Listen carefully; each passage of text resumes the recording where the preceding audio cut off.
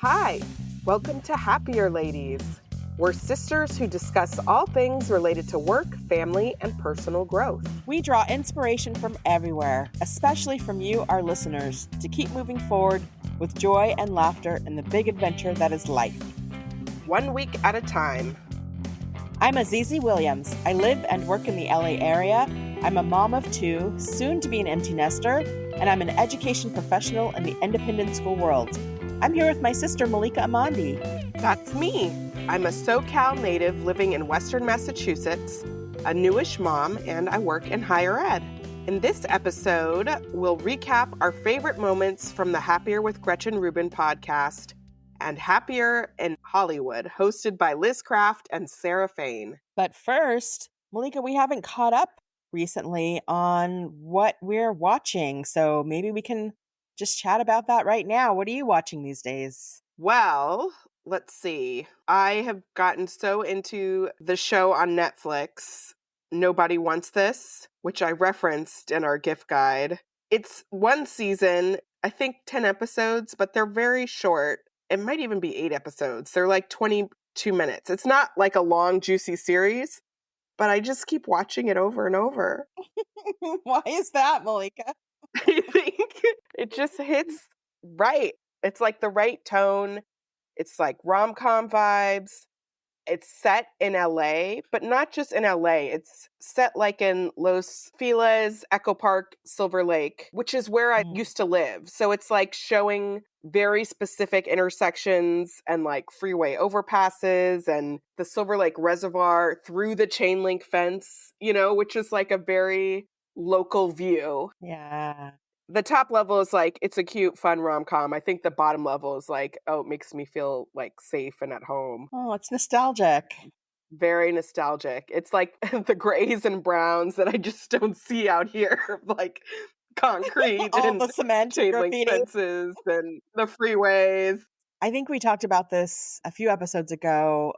Things about our hometown that we take for granted that are actually beautiful or that someone else might see as beautiful. And those parts of LA, there's a beauty to them. It's not maybe traditional beauty, but there is a beauty to it. Definitely. Especially some of the night shots driving past downtown or like near the arts district. There's just like, certain things of kind of industrial and just a very specific look.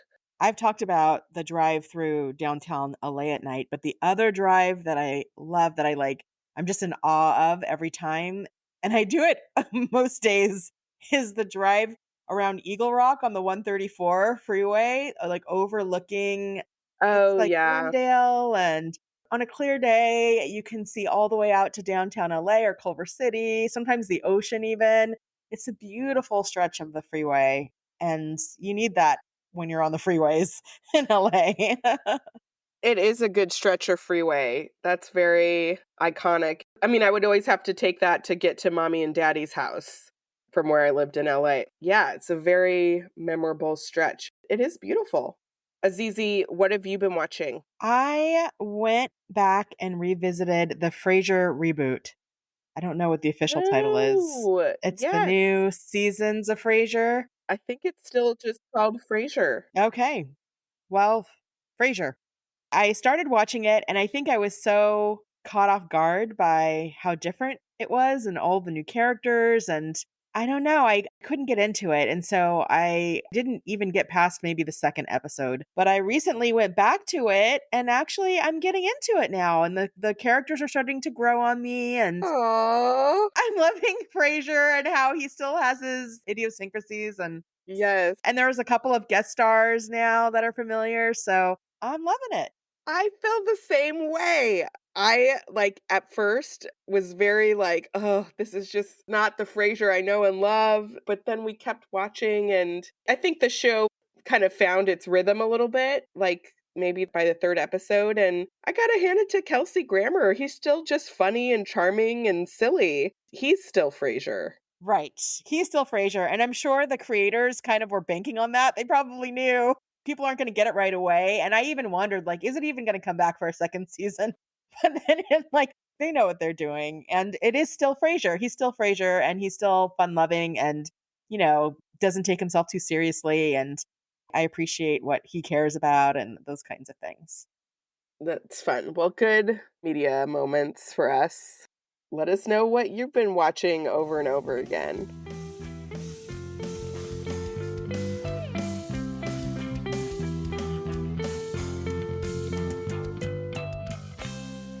Malika, what happened on Happier in Hollywood lately? In Happier in Hollywood, episode 386, The Ease of One Thing, Liz and Sarah talked about how relieved they were to be just doing one thing for a change in their work, which is very rare. And it made me think of, in my kind of actor days, how many jobs I had to have to do that. Mm. I think maybe the most I had 6 at one time, 5 or 6 different things. They were all like different gigs. So it was like babysitting, tutoring, arts educator, doing some admin for this entrepreneur, doing call center thing for this advocacy group. And like I had all these jobs because they were all flexible so that if I had an audition, I could do it. But I was just driving around and I was always working. It's a hard lifestyle, you know? And so I kind of over time tried to pare it down more and more, get jobs so I didn't have to have as many. But I remember once I was like eggs all in one basket for this one job, I was very like resistant to let go of the materials from my tutoring gig because I did SAT test prep tutoring. I had all of these binders and like manuals, books that I had written in, and just all of the materials. And I clearly didn't need it anymore, but it just felt like, can I really let go of this? Am I really not going to have this Mm. job? Like I hadn't been tutoring for almost a year. And I think it was when Norm moved in, he was like, yeah, put him in the garbage. Like, let it go. Like, I did put it in the garbage and it felt really good. That seems so unlike you. To put something in the garbage? No, it seems unlike you to struggle with putting something in the garbage. I know. It wasn't that I was sentimental about it, but it was the like security of the work. Like, am I going to need that job again? Right. And like fear around, is it okay to really just do one thing? But then I did feel a lot of freedom when I let go of it and leaned into the one job that I had found. I can understand that. And you haven't regretted it, right? Nope, haven't gone back. Something else they talked about in this episode, Sarah talked about the Band-Aid and the utility of a Band-Aid. And she gave the example of her air conditioning needing some repairs. And the repair person gave her 2 or 3 options. One was very expensive. Another one was kind of just a Band-Aid to get through maybe a year or two. And Sarah said, I'll go with a Band-Aid. And so she was sharing how useful a Band-Aid is. And as I was thinking about it, I realized I always only take the Band-Aid. Mm. My whole strategy in life are Band-Aids. And I don't know how to feel about that, but it's just, I'm going to always go with the cheapest, quickest thing and then just keep moving Mm.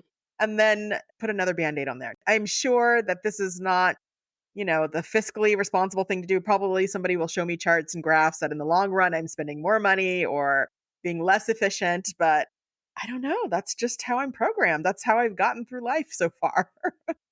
What about you, Malika? I definitely resonated with this too. And they talked about factor meals, the pre-made meals that get sent to your house, about that being like a Band-Aid that they had both used. And I am like deep in factor mode. This is not sponsored. I feel like Factor saved my life. Wow, that's bold statement. Thank you, Factor. That's an exaggeration, but it doesn't feel like a Band-Aid. It just feels like the solution we needed because I didn't have time to cook and it's there for us. But I could see for somebody else, it's like a emergency or a backup thing. So I think in that way, that's like a Band-Aid for me that, well, that's just my life. Like, we're not counting down to when we're changing that. That's just like the paradigm we're in right now. So then that means that like one person's Band-Aid is just another person's life. Life solution. This is true. Yes. Right? It's all about perspective. I think the only time, or not the only time, but one time that I can recall not using a Band-Aid is when I got my new job. This was 4 years ago now, and I meant I was going to have a commute. I bought a new car And it was Oh, like, yeah. I mean, it wasn't a crazy fancy car, but it was brand new and it had all of the features. I knew that I was going to need this in my commute. I was going to need a car that could do all of these things. And I am so glad that I invested in that option. So that was an example of a time when I didn't do a band aid, but usually it's a band aid for me. That's a good distinction. I think it's good to remember that because it's like you can choose differently if you really need to or if it's important enough for you. It's subjective. That's going to be different for Yeah. everyone else. Yeah. What happened in 387? In episode 387, Pilot Progress and Taking a Sick Day, Liz and Sarah gave an update on the pilot that they're working on. They had gotten a draft done, and Sarah talked about taking a sick day when she wasn't feeling great. She wasn't sick, she was just kind of not feeling well. And then actually she got sick after the sick day. But I think it was a good just moment to reflect on, do you take sick days? Do you have the space to do that? Do you actually take a break in your kind of working life? Do you need a sick day, Malika? Oh my gosh, I think so. But it's so interesting because this is like I was talking about in my previous career having 5 different jobs, and none of them were really the type of job that you could call in sick. Or Right. you could, but you would not make money that day. It wasn't like you had sick time. So now I'm actually in a job where I have benefits. Like there are structures in place. It's like a given that you're going to be sick or you need time, but it's totally up to me how to use it. Mhm. And so I don't want to lose it. Like there's a scarcity thing around it, because if Indigo is sick, then I might need a sick day. So like when I'm sick, I just try to work from home, Mm, and kind of power through because I want to save that time. But that's not always the best option because clearly sometimes you really just need to rest. yeah. But I think this is something that a lot of people struggle with in the era we're in, where for many roles you can work remotely and be as effective. Yeah. It's like a harder judgment call, and I think that's not always a good thing to be able to work all the time. Do you take sick days? No. No, I don't. It's very murky. Everything bleeds into everything else. And I've talked about this before. I'm challenged in general with really letting go or disconnecting. And it's so easy to just on my phone, I have all of Google Suite and, Right. emails, text messages. I can change documents, I can share things, even if I'm away from my computer. But yeah, it's hard. And I have a lot of meetings, and I have meetings that are hard to reschedule, or tours, or the alternative is so much work to like cancel and Right. reschedule feels like so much work sometimes. So even if I'm on my way to work, but I'm thinking I'm going to just take a half day, I'm not feeling well.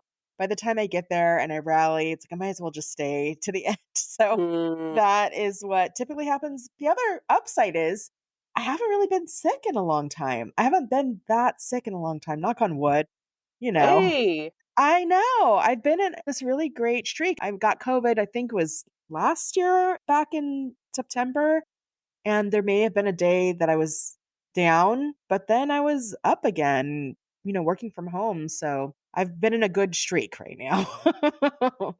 But you should take breaks. I'm in support of sick time and definitely encourage you and others who need to take that time. But I'm reluctant to. And instead, I think about, like, well, how can I make this hour relaxing for me? Like micro breaks. Okay. How can I slow down and, fill my cup this hour? That's not really the same thing. So, in this episode, Liz reminded, or I think maybe it was a listener who wrote in to say that October 10th was 10 out of 10 day. And I thought this was such a cute idea. And I was talking about it at work, and I used it with my staff and asked people to share what their 10 out of 10 was. And it's definitely something I'm going to add to my calendar and try to remember to pause and recognize every year because it's so fun. What's a 10 out of 10 for you? I think a 10 out of 10 is having Kermit back home. He was on a vacation while Norm was traveling because it was a little bit too much to juggle. So he was at his cousin's house. But now that he's back, it's really sweet to see him in his dog bed, and He's eating all of our leftover scraps again, which is very helpful. That's when he's gone, it's like, "Oh my gosh, we've got a hole in the system. Like, what are we doing with this food waste?" He's been very cozy on the couch. It's 10 out of 10. He's a sweet little guy. He's your garbage disposal. He is also our garbage disposal, which we don't have one in our kitchen for some reason, but we have a dog. And we have to get Norm to fire up the seasonal vibes again. I know. It's really happening here. Fall is falling. Wow. Well, I look forward to more of those videos. What is a 10 out of 10 for you? For me, a 10 out of 10 is Grayson's Halloween decorations are Oh, so delightful. My husband, all year long, he plans on what his display is going to be outdoors for Halloween. Literally all wow. year long. And so this is his busy season, and he has been at work. He's been hammering and using power tools and extension cords and modifying things so that it'll be safe for outdoors. It's just kind of amazing. And the end result is a lot of fun. Every time I pull into my driveway, I'm greeted with this whimsical graveyard scene with tombstones, a ginormous inflatable pumpkin that somehow talks, and also like a harvest scene with corn and scarecrows leading up to the front door. It's very beautiful and Wow. scary. Yeah. We should put a picture of it in our Instagram. I will. Yeah, I'll make sure to do that. Okay, let's take a break. And when we get back, we'll discuss happier.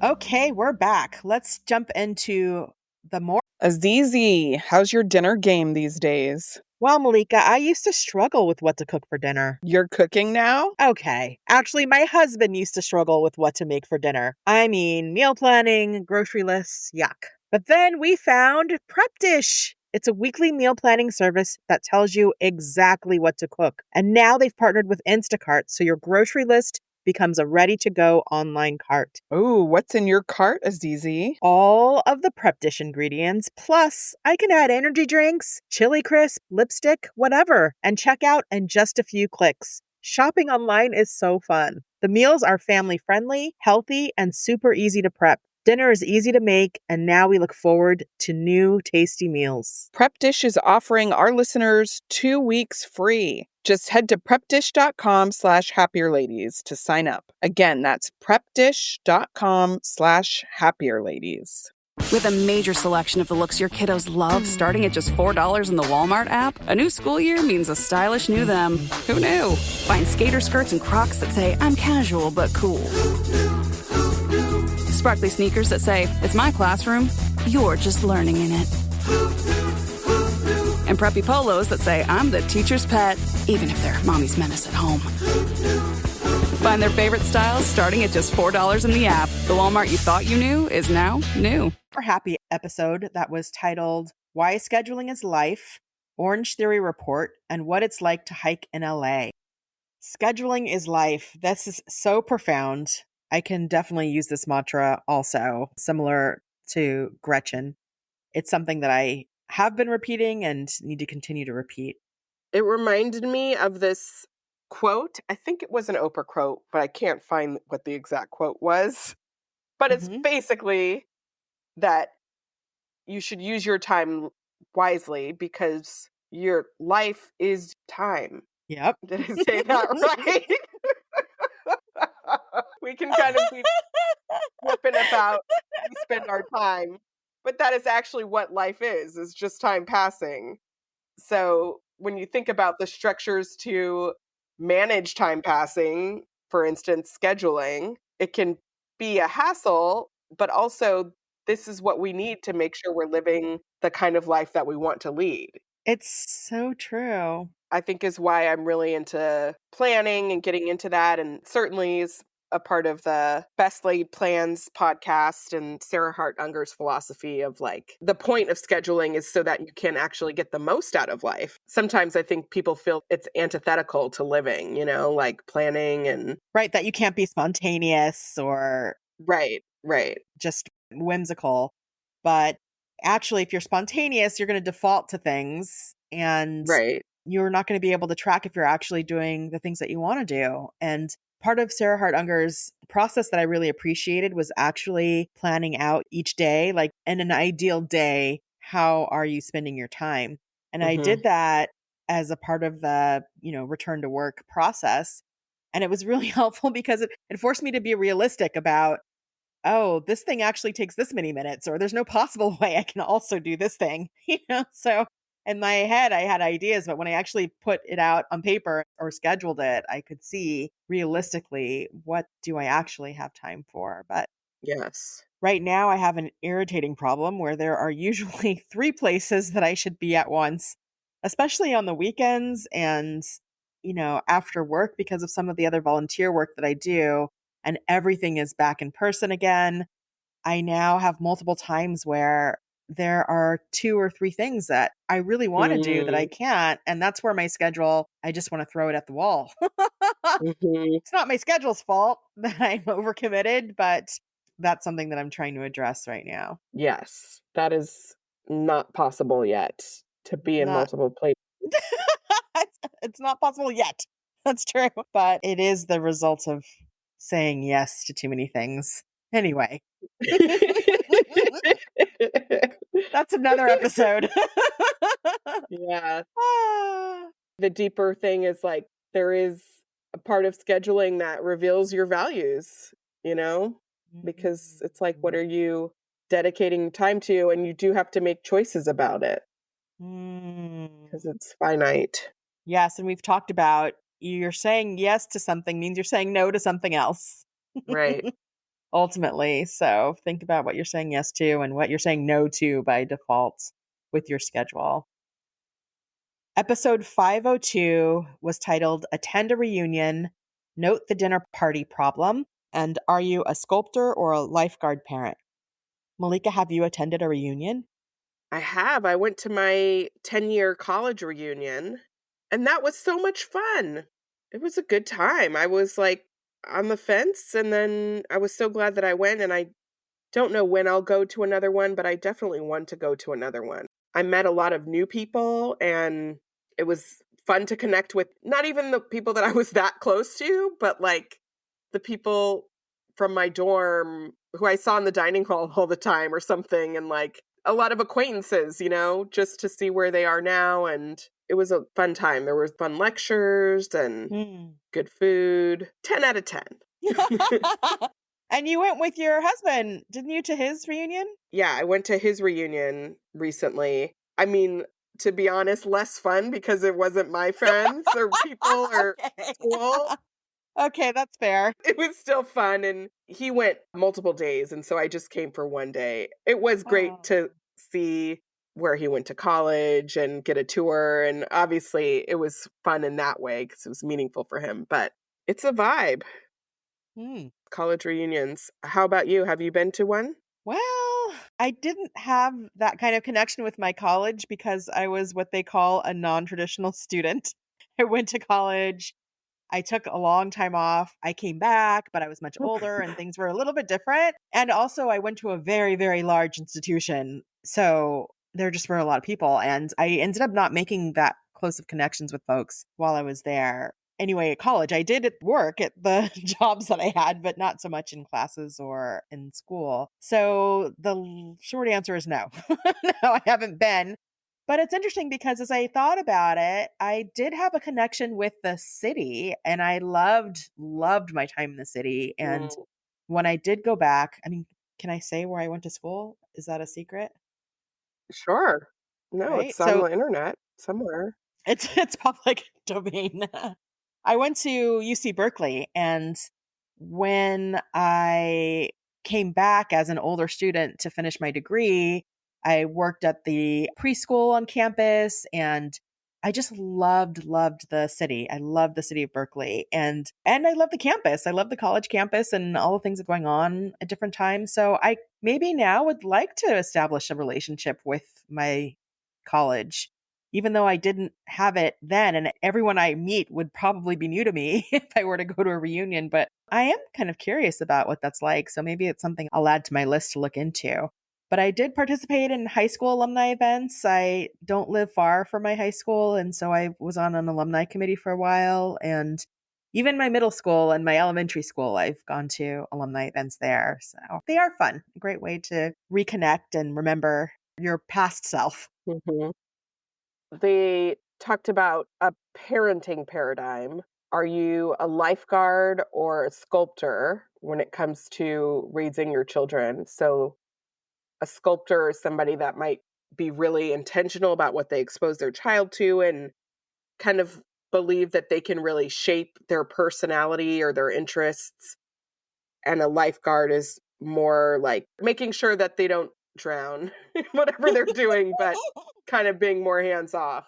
So I feel like I'm a lifeguard. It's early days, obviously, but I think the idea of sculpting just feels like too much pressure. And I feel like because of your involvement in child development and education, like I've just heard so many stories from you about that kids are just who they are. Like it doesn't matter what the parents do.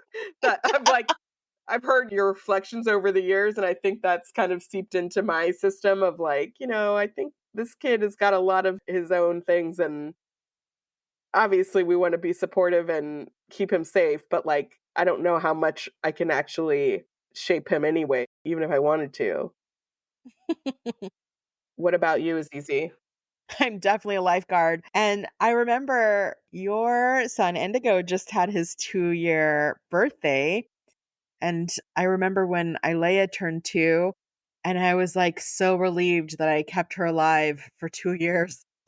Like I like felt genuine relief.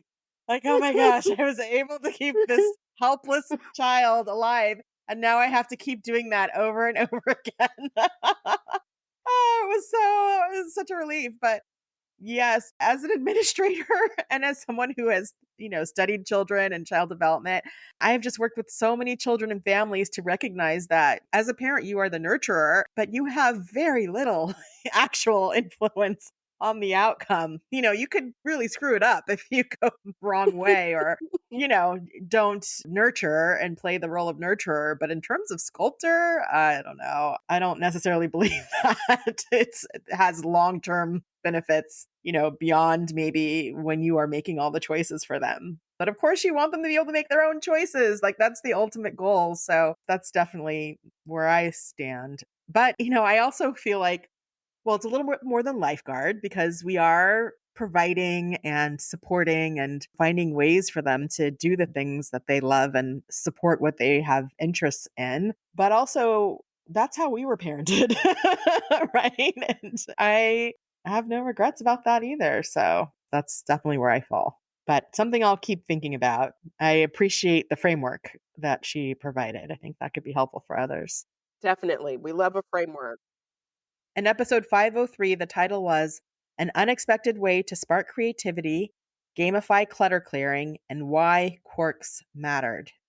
In this episode, they spoke about how making a commitment or a demand of yourself will force you to be more creative. And they talked about things like signing up to present something, or Gretchen used the example of her blog, signing up to do her blog, and how that forced her then to think about things to add to the blog. And then just things started to come to her, and that creativity started to grow because she had made that commitment.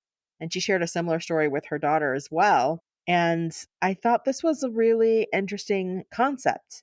But I wondered, the making the commitments is not so hard, but how do you keep the commitments? I don't know. What do you think, Malika? I 110% agree. Like, if you build it, they will come kind of thing. And I think, like what Gretchen did initially of creating a blog, so you know that there's going to be people reading it. Like, if you know there's 2 people reading it, you don't want to let them down necessarily, or you're going to come up with something to say. Or if you invite an audience, you're going to come up with a show. I think the external pressure of people waiting for you to say something can be helpful. I guess part of this is your tendency plays into it too. Like if you're a obliger, because I'm an obliger, that's for me the thing, right? I can keep a commitment to myself if I tell somebody else or make it so that someone else is expecting something from me. But maybe for rebels, it's different. Right. And I'm a questioner. So I am curious, how do questioners keep commitments? I think I need some suggestions. Maybe I need to do some research and go back and read more on the four tendencies about that, because it's not necessarily other people all the time, although that does work some of the time for me, something for me to think about. But on the other hand, we have this podcast, and that definitely was a way of making a commitment. And it has been interesting and fun to see how creative ideas emerge from it, even though we weren't thinking about these things before. Yeah. I mean, that's an example. Like, there's not a world in which we wouldn't come up with something to talk about and record because we have this structure in place now. The platform exists, so we're going to fill it. We're not going to kind of opt out one week because we just couldn't think of anything to say. Like, we have a really specific reason to be creative. And the ideas just keep flowing. So I'm proud of us for getting this far and being open to that kind of creativity. I've definitely heard people talk about like generating ideas takes practice. And if you just commit to coming up with ideas every day, you'll get better at coming up with ideas, just like anything. I guess as an obliger, I find classes really helpful when there's like a structure to come up with an idea in and it's an assignment. That feels a lot different than just me being creative on my own. Well, I love a brainstorm. I am an idea machine, actually. I think that is an asset Oh, that I have. Yes, you heard it here. I'm an idea machine. I love that about my brain. I can't necessarily carry out the ideas, but I can come up with them. That's a strength of mine. And so anytime there's a brainstorm where you have Post-its and you have to come up with as many ideas about any particular topic, oh, that makes me so happy. I love the act of generating ideas on Post-its and then grouping them by theme and then, deciding on what are the top two. All of that I love. And also, I can share that an update to the improv class okay. conversation, because we talked about that in the last episode. And actually, that is an idea. That's a class that you take to Yes. generate creativity.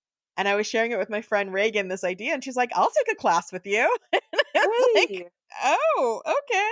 So now I have someone who wants to do it with me. I looked up a couple of things. I think it's going to happen. That's wonderful. And it's kind of the most LA thing I think you could do, right? So I was thinking about it. Very LA, New York, Chicago, we'll say. Oh, right. That's right. Okay. I feel good about that. In this episode, Gretchen talked about quirky identifiers. In her open door project, she's thinking about how to generate ideas about who you are and understand your emerging identity during that time of life. And so she had the idea of coming up with a list of things that are just quirky about you, that don't have to do with your biology or, other aspects of your identity that you can't necessarily change, but kind of fun, quirky things about you. So I thought we could share some of our quirky identifiers. What are yours, Malika? All right. So I prefer the aisle seat to the window seat on an airplane. I like to hoot in a spin class. So when the teacher is like, let's hear it for the back row, I'm like, woo! There's some classes where people are into that and some where they aren't, but I really always want to do it. But I recognize not everybody is a kind of hooter in that way. So I've talked about how I love purple, and I'm just leaning more into the head to toe purple look. Not every day, but it happens. It just happens because like my coat is purple, my backpack is purple, my umbrella is purple. And I'm less self-conscious about that than I was in college. So I used to think it was the worst thing I could be called was the purple lady, which people did call me in college. And I kind of started getting rid of purple stuff. And now I'm kind of like, yeah, I'm 40. It's fine.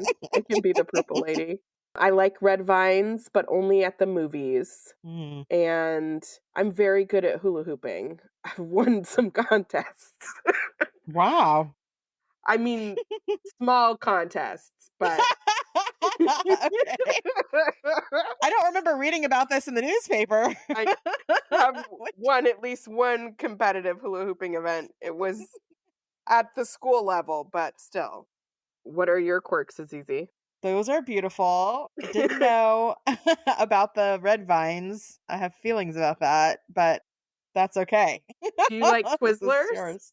I do, but also just no licorice, please. I just don't want any of it. That's the thing. I can't Actually. have a Twizzlers, but red vines are very good. If I had to choose, it would be Twizzlers, but actually none of it. Especially at the movies. That's where we differ. What are your quirks? Okay, so actually, and I will say, once I started, it was a little hard, but then I got into a flow. But I'm going to limit mine to 5. And here are my 5. The number 1 is I love flowers. I mean, I really do. I like fresh flowers. I like arranging them, but I also like to go visit them. I like to take pictures of them. So anything floral just makes me happy.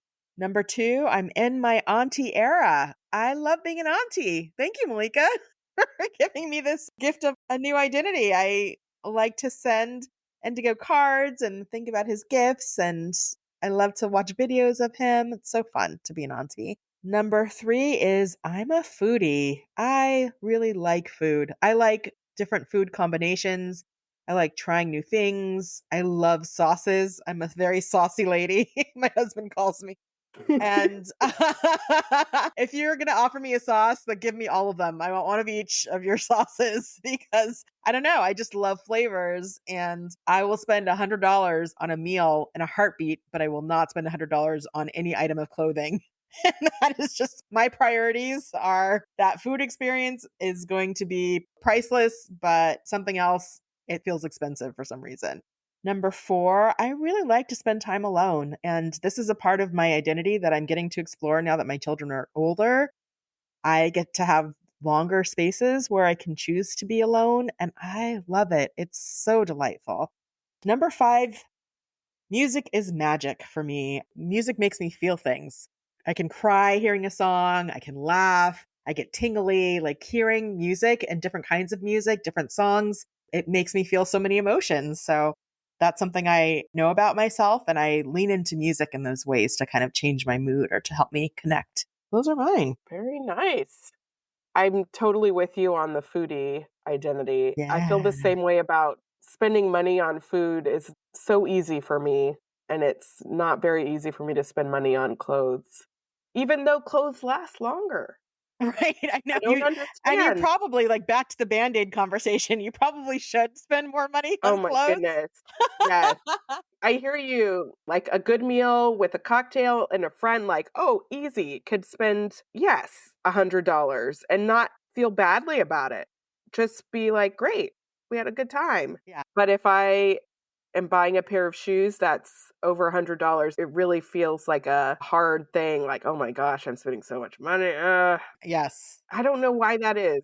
I'm probably going to call you. I'm going to think about it. I'm going to talk about it with my husband before I make that purchase, you know. So interesting. It is interesting. And I will say, Malika, that while I was making this list, when I was having a hard time starting, I started to look at my photos over the last few years and realized, oh, what you take pictures of really is a good indicator of your identity or what you love. And I noticed a lot of my pictures are of flowers and of food.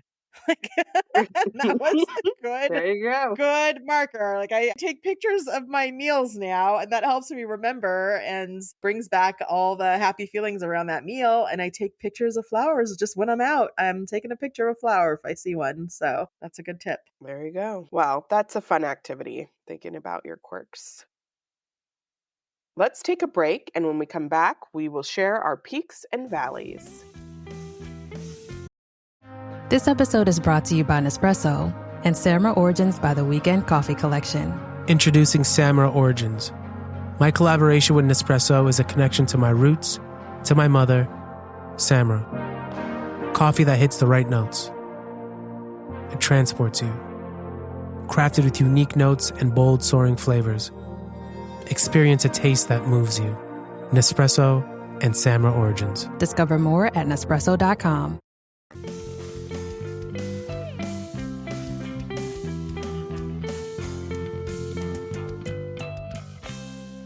Okay, we are back with Peaks and Valleys. This is an odd episode, so Malika is up first with a peak.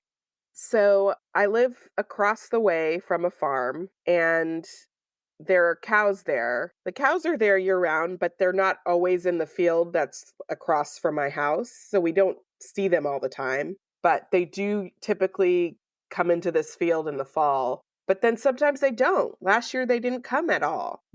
Anyway, the peak is that they're back. The cows are there. Yay! It's so fun to see them in the morning. And I put 2 lawn chairs out on our front yard so you could sit on the front yard and see them be closer. And I took a moment this week to just sit and watch the cows. And it was just like Aww. so relaxing. It's like the height of just idyllic, whatever, meditation. I don't know. And it's so interesting because there might be like 20 cows-ish. There's some calves in the mix. And they don't move quickly, they're kind of in one spot. Then you look down or do something and come back and they're all gone, or they're all on the other side. Like somehow they really are moving around. But it's just like having a fish tank or something. It's just, they're so soothing to just watch them out there grazing, and sometimes they'll get in little tussles or play. I don't know. It's really nice to have them back. Well, not many people can say that they have their own screensaver outside of their window. And I have been at your house when the cows were there, washing the dishes, looking out at the cows. Like, it's kind of amazing what your view is. You're very lucky. What's your valley, Azizi? My valley is email. So I have talked about my 0 strategy for my emails now. Not inbox 0, just 0 strategy. Just inbox. No inbox 0. It's just inbox. There's not even a Band-Aid. It's just email.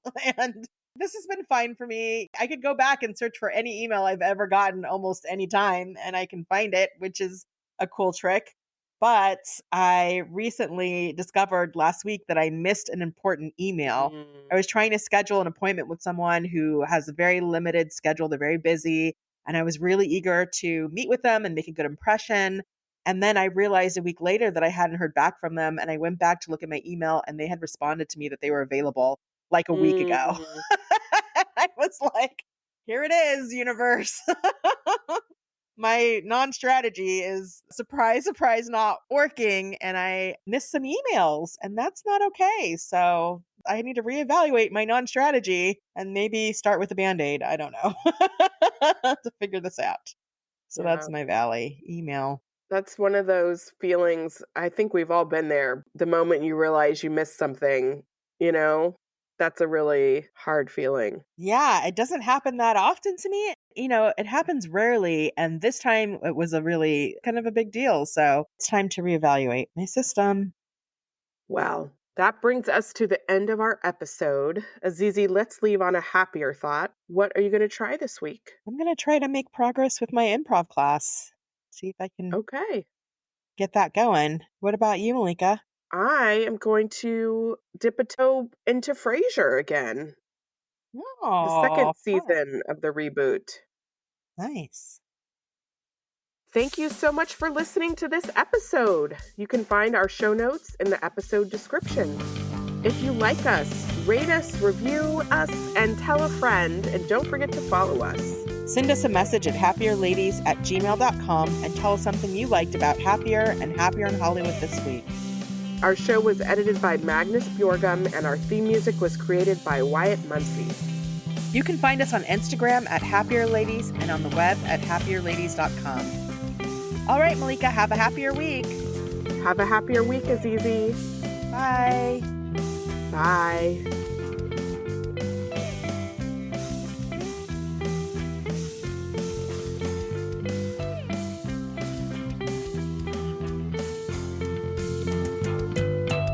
Hi, baby. We have a special guest on the podcast. That's okay. Hi, Indigo. Wanna say goodnight to Mommy? Good night, Mommy. Good night. I love you. I love you, Mom. I love you too. This podcast is part of the Sound Advice FM network. Sound Advice FM, women's voices amplified.